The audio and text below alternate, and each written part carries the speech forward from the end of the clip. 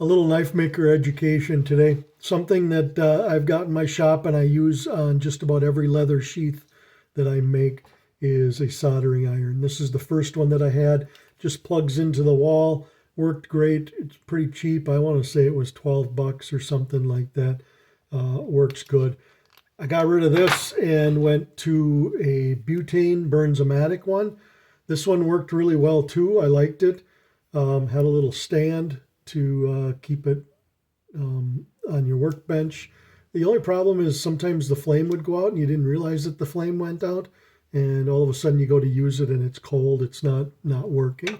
I now have moved up to the Milwaukee 12 volt, and I really like this one. Number one, it's got a nice flat base, especially with the big number 3 battery. It sits on the workbench nice. The head pivots, you could do 90 degrees straight or 45 degrees. But the thing I really like about this is it heats up faster than any other soldering iron I've ever had. And I wouldn't have figured that from a 12 volt battery style, but it works great. And I'll show you here how I use the soldering iron.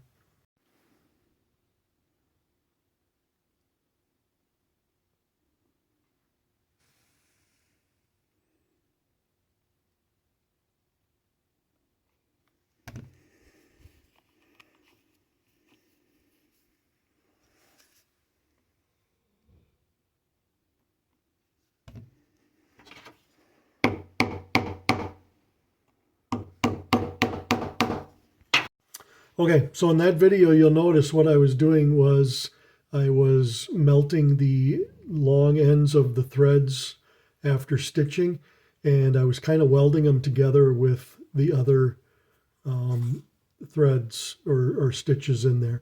Then I come through with a small hammer, a little Blue Point 2 ounce, I think it is, and I go ahead and I smack them flat just to kind of finish off that weld.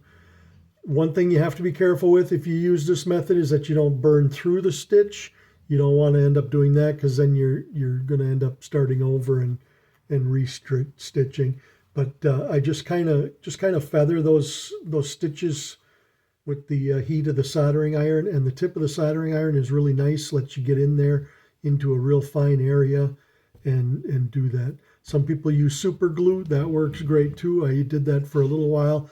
Just didn't care for it. Sometimes it discolored. You get a little extra on the leather and it would discolor the leather. So that's just a little knife education for today. If you have any questions or suggestions on how you do your sheaths, I'd love to hear it.